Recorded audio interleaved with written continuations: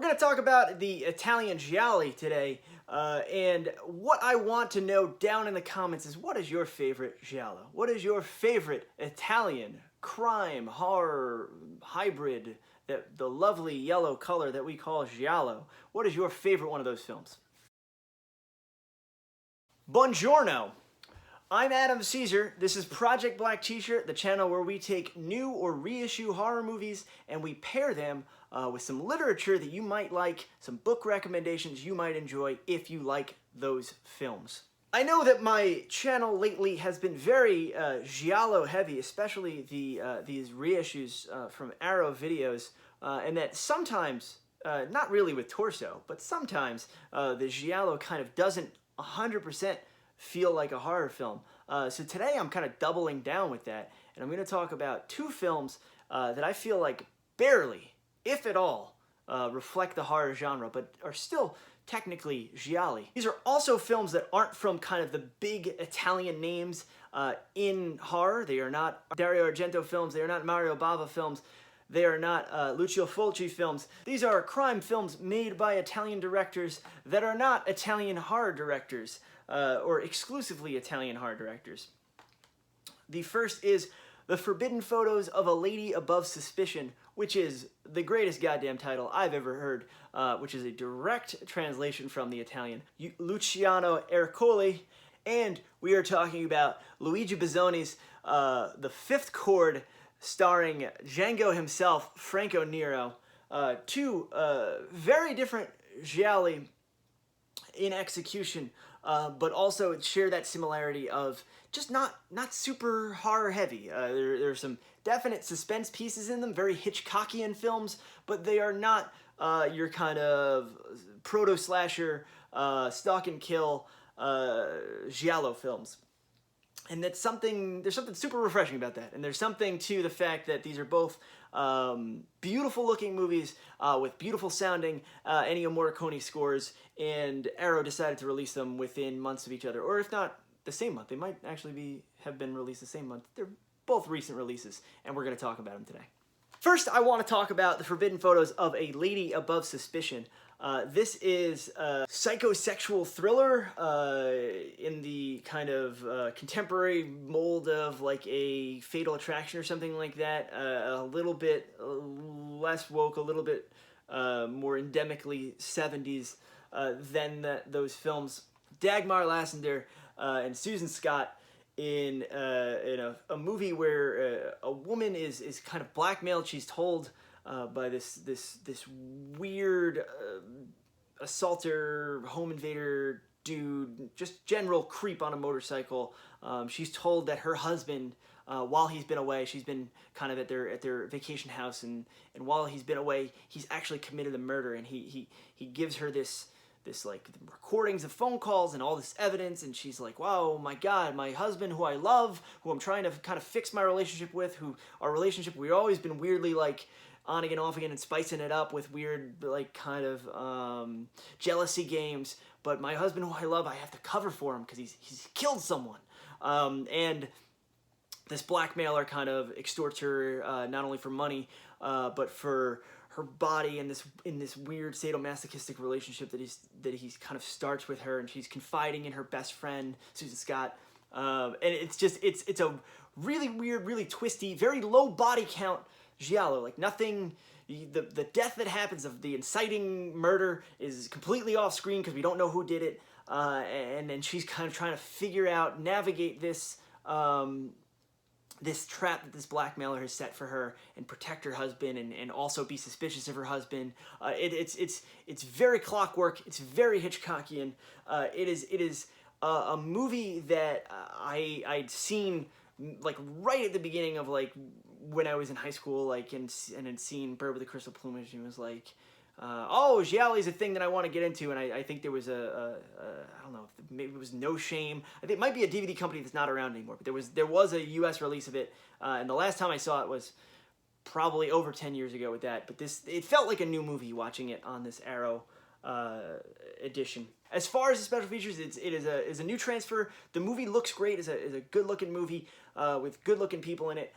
It is a very, very, very housebound giallo. It is very indoor giallo. There's not the kind of lovely open spaces, you know, 70s Europe kind of outside shots that you're kind of used to in the genre, or at least that I kind of am drawn to in the genre. So if that's a deal breaker. It probably shouldn't be, but I'm weird about that stuff. There is what Arrow calls a newly edited documentary, which I'm guessing is footage maybe from another release, but it was 45 minutes long. Talk with the director and screenwriter Ernesto Gastaldi, who wrote Torso. You talk to pretty much everyone that's willing to talk, and you get a real picture of how this movie was made. Ercole's kind of background and how he got into filmmaking and his attitudes towards the film. And then Arrow is big into doing these appreciations where someone who's like a pro or an academic in whatever field or about whatever film kind of talks at length on camera, almost in like a video essay style. But this one is especially good. It's a guy, Lovely John, and he talks about the music in not only the film, but in these kind of Morricone and his kind of two constant collaborators that he like considers the big three. It's a really interesting thing, and it's an aspect of film that I don't know a lot about. I'm not a big soundtrack collector, but I thought it was really fascinating and really in depth, and gave me a big appreciation for both films, because both films have that Morricone soundscape to them. Forbidden Photos of a Lady Above Suspicion, very good, but is it the one of these two you should pick up? I'll tell you after I'm done talking about The Fifth Corr. The Fifth Corr, lushly photographed film. It is full of these like hard angles, and as you can tell, the lovely newly commissioned cover art by Haunt Love. There's a lot of people looking through blinds and through windows, and a lot of not only voyeurism, but voyeurism on the part of the audience, where it's like we're watching this whole thing unfold. It's a fairly, I don't want to say regular, it's a fairly straightforward mystery. It's based on a Scottish novel, which is rare for these kinds of films, or at least the special features in here tell us that it's rare for these kinds of films. But it's a Scottish novel that takes place in the Scottish countryside, and they translated all that to 1970s Italy, and it's got this emphasis on this modernist architecture, and it's not like an Argento. It's not like latter-day Argento, where it's like weirdo colors and stuff like that. That's not the kind of style we're talking about in The Fifth Corr. It's these very nice compositions of very nicely lit rooms and very nicely lit people. Chief among which is Franco Nero, who plays kind of a schlub. He is a alcoholic reporter who has gone to this New Year's party that we see at the beginning, and we introduce like the idea that there is going to be a killer, and we kind of like Clue the board game style start seeing all these people as we hear a disguised recording of the killer's voice. Have to try to suss out his or her motives from the people that he's killing and the method that he's killing them in. And Franco Nero is constantly under suspicion because he was at this party, and because he is involved to some degree or another with a lot of these people. He has to kind of almost clear his name and protect his family / surrogate family from the killer towards the end.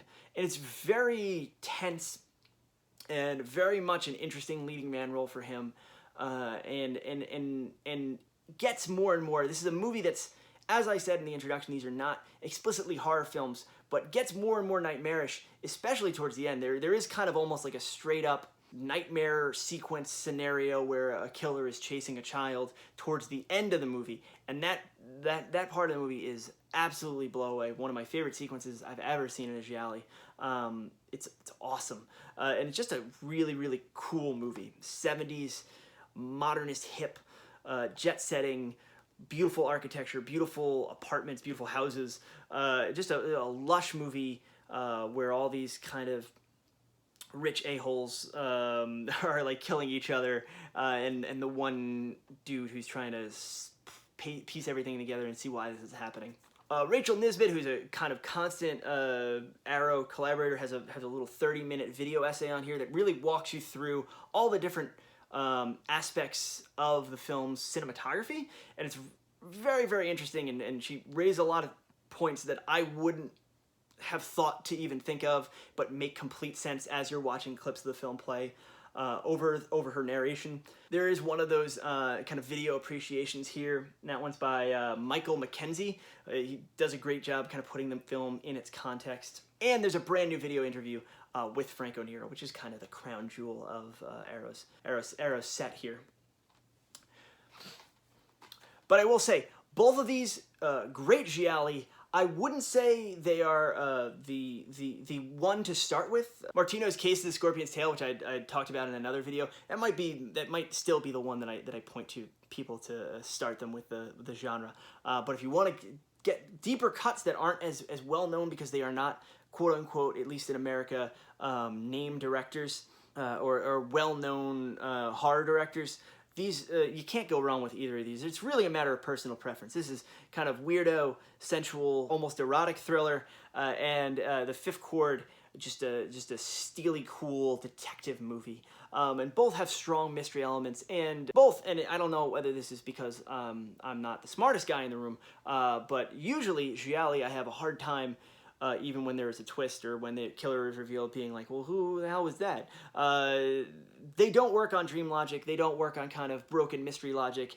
They are both fully functioning mysteries, and they both work well as mystery films. For this week's book recommendation, I want to talk about a horror artist, a horror author, or someone who's known as a horror author who's written outside of the genre, and specifically written in the mystery genre. I want to talk about Paul Tremblay's The Little Sleep, and if a name sounds like a deliberate play on Chandler's The Big Sleep, it is. It is about a private investigator, a PI, who has narcolepsy.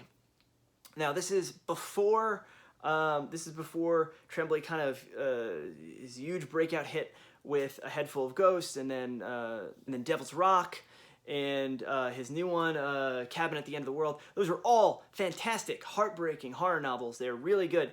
The Little Sleep is this funny, weirdo PI story. It takes that trope of like the almost joke at this point that you have your private investigator and he's constantly getting knocked out, he's constantly getting beat up and is rendered unconscious, and that becomes a scene transition. You have a character here that can't trust their own sense of being awake because he's a narcoleptic and he's trying to piece together this mystery. I know he wrote a sequel to it. I think it's called No Sleep to Wonderland. I actually haven't read the sequel. I've only read the first novel. But I think it's fantastic. It's one of my favorite mystery novels, one of my kind of favorite, even though it's playing with the format like straight PI books. It's a really, really fun, really good book. And if you're a fan of Tremblay's later work, I know this is a very underread book, and I think it's a book you should all check out. All right, that's it. I'm Adam Cesare. If you want to find out more about me or my books, I write novels, short stories, all in the horror genre. If you want to find out that, go to my website where you can sign up for the mailing list. I'll send you a free couple short stories and a novel sample. And I appreciate it if you pick up the books. I appreciate it if you leave reviews. A lot of you have done that from the YouTube channel, and I really, really, really help. It really, really, really helps. I don't have a Patreon. I don't have anything similar to that. You help me keep this channel going when you buy my books, when you buy my audiobooks, when you buy my paperbacks. It really, really, really helps. So thank you to everyone who's done that. Thank you to everyone who's reviewed and talked about the books. Even here on YouTube, a lot of my fellow BookTube people are talking about them, and that makes me very, very happy. I'll see you next week where I will have something maybe less Italian, maybe more Italian. We'll see.